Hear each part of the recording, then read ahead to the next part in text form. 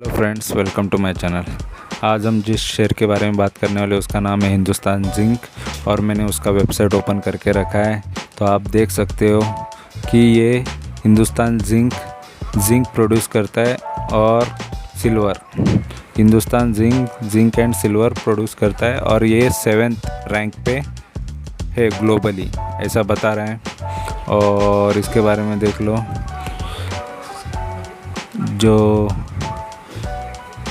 Information यहाँ पे दिखाई दे रहा है, जिंक कहाँ कहाँ यूज़ होता है, ये सारा इसके बारे में। India only world leading zinc company है, ठीक है। तो इसके बारे में इसके वेबसाइट पे जो कुछ दिखा रहा है, सिल्वर कॉइन, सिल्वर ज्वेलरी, इसमें सब इसका कंट्रीब्यूशन है। और जिंक कहाँ कहाँ यूज़ होता है यहाँ पे आप देख सकते हो, ठीक है।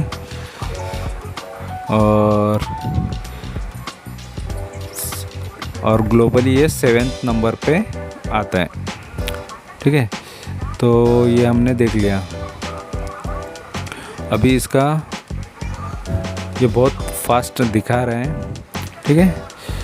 अभी ये इसके बारे में तो अभी हमने शॉर्ट में देख लिया, देख लो। अभी हम इसके बारे में शेयर के बारे में देख लेंगे, जिसमें मैंने प्रॉफिट बुकिंग की है 4 महीने के अंदर, ठीक है। तो इसके बारे में पढ़ना है तो आप पढ़ सकते हो वेबसाइट ओपन करके, ठीक है। अभी हम यहाँ पे इसको बंद करके इसके शेयर के बारे में जानेंगे। हिंदुस्तान जिंक शेयर कैसा है और ऑलरेडी ये किसके अंडर आती है, ठीक है। हिंदुस्तान जिंक ये इंटीग्रेटेड माइनिंग करती है। जिंक, लीड एंड सिल्वर ये प्रोड्यूस करती है, निकालती है, ठीक है। इसका हेडक्वार्टर उदयपुर में है और ये 1966 से है, ठीक है। और इसका रेवेन्यू देख लो 22,000 करोड़ का है। और इसके पेरेंट ऑर्गेनाइजेशन देख लो, वेदांता है और गवर्नमेंट ऑफ इंडिया है। ये दो इसके पेरेंट ऑर्गेनाइजेशन है, ठीक है। वेदांता कंपनी जो है मार्केट में लिस्टेड, वो इसकी पेरेंट है और गवर्नमेंट के पास भी इसका हिस्सा है, ठीक है। तो ये हो गया। अभी इसका शेयर एक्चुअली कैसा है उसके बारे में देख लेते हैं, ठीक है। हम इसके लिए मनी कंट्रोल ही ओपन करेंगे जिसमें आपको इजीली समझ में आए, ठीक है। तो यहाँ पे जिंक शेयर देख लो, हिंदुस्तान जिंक 200 से 408 हो गया है। 1 साल में इसने भी पैसे डबल कर दिए हैं, ठीक है। तो कितनी अच्छी अपॉर्चुनिटीज़ मिलती है सबको कि जब प्राइस इतना कम रहता है तभी लोगों को इन्वेस्ट करना चाहिए होता है। बट मोस्ट ऑफ लोग जब प्राइस हाई होता है तभी लोग इन्वेस्ट करते हैं। तो यहाँ पे इसमें भी मैंने 4 महीने के अंदर प्रॉफिट बुकिंग कर लिए, लगभग 22% तक कर लिया है, ठीक है।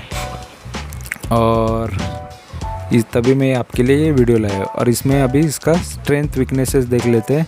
तो इसमें स्ट्रेंथ क्या आ रही है कि इसका अर्निंग पर शेयर बढ़ रहा है, ठीक है। ग्रोथ है, कंपनी का अर्निंग हाई है बता रहा है। तो अर्निंग पर शेयर इसमें हाई पर चल रहा है। और वीकनेसेस बता रहा है, म्यूचुअल फंड इसमें डिक्रीज कर रहा है, ठीक है, लास्ट क्वार्टर में।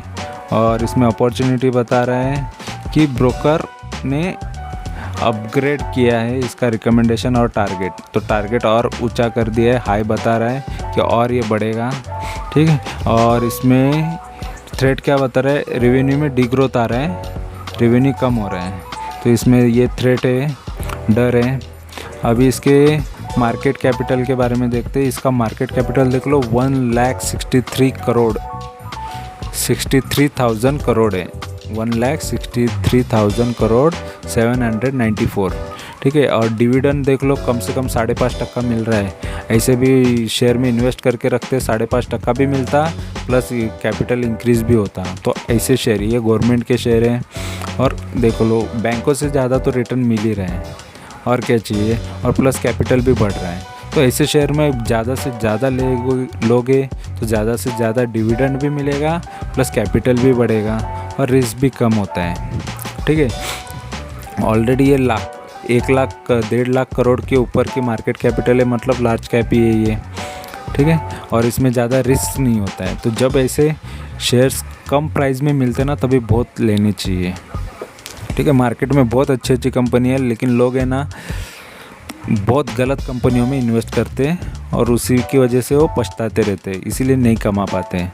ठीक है, तो यहाँ पे हमने देख लिया। अभी इसका एडवांस चार्ट देख लेते हैं। तो इसका चार्ट देख लो। अभी मैं यहाँ पे 3 महीने का ओपन करता हूँ चार्ट, तो 3 महीने में तो लगभग ऐसा दिख रहा है, ये स्टेबल ही था। ठीक है, बट यहाँ से यहाँ पे ये जो जंप मारा है ना, यहाँ पे 18 अक्टूबर को देखो गैप, 14 अक्टूबर से डायरेक्ट बड़ा गैप का इसने ओपनिंग किया है, इस वजह से ये आज ज़्यादा भागा हुआ है। ऑलरेडी ये पूरा गैप बीच में ही डायरेक्ट जंप मारा हुआ है। मुझे भी ये सेल करने नहीं मिल रहा था, क्योंकि गैप की वजह से मैंने टारगेट रखा था इस वजह से, और थोड़ा कुछ टेक्निकल प्रॉब्लम भी था, नहीं तो मुझे और हाई प्रॉफिट इसमें मिल जाता है। हिंदुस्तान जिंक में कुछ आज टेक्निकल प्रॉब्लम था सेलिंग में। ठीक है, जो यूज़ करते रहेंगे आज सेलिंग के लिए, जिसने ट्राई किया रहेगा बहुत सारे शेयरों के लिए, तो सुबह कुछ टेक्निकल प्रॉब्लम था। ठीक है, तो इस वजह से भी, बट एंड में ये सेल हो गया। ठीक है, और उसमें मैंने फिर भी 22% ले लिया, नहीं तो मेरा 25-26% इसमें प्रॉफिट आराम से हो जाता। ठीक है, तो यहाँ पे 6 महीने में भी देख लो, अब गया, फिर यहाँ पे बीच में डाउन है। मतलब इतना भी ये शेयर में डाउन नहीं होता है, यहाँ पे देख लो ज़्यादा डाउन आता नहीं है, इसलिए इसमें प्रॉफिट अच्छा मिल जाता है। ठीक है, इसका हमने चार्ट देख लिया। यहाँ पे एक बार डिविडेंड दिया था, वो कितना अमाउंट था देख लो। यहाँ पे ये डिविडेंड, ठीक है, 25 अगस्त का है। अमाउंट यहाँ पे नहीं दिखाई दे रहा है, ठीक है, 0 बता रहे हैं, और यहाँ पे डिविडेंड मिला है। तो और यहाँ पे हम इसका अभी, ये ट्रेडर्स के लिए होता है resistance, first resistance, second resistance, third resistance. अब इसका रेजिस्टेंस देख लो, यहाँ पे 372 थर्ड रेजिस्टेंस है, तो ये थर्ड रेजिस्टेंस इसने तोड़ दिया है, तो मतलब और भी ऊपर जा सकता है, तो ये होता है। ठीक है, और ये सपोर्ट होता है जब शेयर गिरता है, तभी ये सपोर्ट का यूज़ होता है। ठीक है, और ये प्राइस एंड वॉल्यूम का इसका परफॉर्मेंस देख लेते हैं, प्राइस परफॉर्मेंस। तो प्राइस में देख लो 1 वीक में ये 22.5%, मतलब ये अभी के अभी बढ़ा है, बट ऑलरेडी ये हाई जंप किया और इतने टाइम से ये डाउन पे ही चल रहा था। 1 महीने का देख लो, 3 महीने से देख लो, डाउन पे चल रहा था, बट ये 1 वीक में ही बहुत तेज़ी से दौड़ा है, तो इसी में लोगों को प्रॉफिट हुआ है। ठीक है, ये 1 वीक में मतलब आज के दिन ही ज़्यादा ये शेयर भागा हुआ है, तब तक ये कम ही चल रहा था। ठीक है, तो ये 1 मंथ का भी देख लो, और 3 महीने का भी देख लिया हमने, 12-12.5%। जनवरी से अभी तक देख लो, YTD देख लो तो 62% है। ठीक है, 1 साल का देख लो 83%, 3 साल का भी देख लो 43% है, तो इसने अच्छा खासा प्रॉफिट ही दिया है लोगों को। ठीक है, और ये हिंदुस्तान जिंक का यहाँ पे पुराना न्यूज़ है, बोर्ड मीटिंग के बारे में, इंटरिम डिविडेंड के बारे में। ठीक है, और यहाँ पे फॉरम जनता क्या बोल रही है इसके बारे में कि 79% जनता बोलती है कि इसको बाय कर लो, और बाकी 15% बोल रही है कि सेल कर लो, 6% बोल रही है कि होल्ड कर लो। तो 70% जनता का तो सुनना ही तो पड़ेगा। और यहाँ पे ऐसे डायरेक्ट ने क्या बोला है कि ये इसका 340 तो टारगेट कब का पूरा कर लिया है। ये 23 जुलाई का रिकमेंडेशन था, जब इसका प्राइस 329 था, तो उन्होंने टारगेट भी देख लो ओनली 10 रुपये का दिया था, तो कोई बड़ा टारगेट नहीं था ये, तो ये टारगेट अचीव होना कोई बड़ी बात नहीं थी। और यहाँ पे 29 अप्रैल को भी एक पुराना जो टारगेट दिया था 340 का, वो भी तब से ये दे ही रहा है 340 पार करके भी टाइम हो गया बहुत, उससे ज़्यादा ये बढ़ चुका है। ठीक है, तो यहाँ पे इनसाइडर डील से, बड़े डील से, ब्लॉक डील से, बड़े जो इन्वेस्टर्स होते हैं उनकी डीलिंग है यहाँ पे, किसने सेल किया, किसने ख़रीदा। ठीक है, और ये इनसाइडर ट्रांजैक्शंस होते हैं, वेदांता लिमिटेड प्रमोटर है जो, उसने कितने शेयर प्लेज रखे, इसका एक ये चीज़ इनसाइडर ट्रांजैक्शन ये पब्लिक को बताया जा रहा है।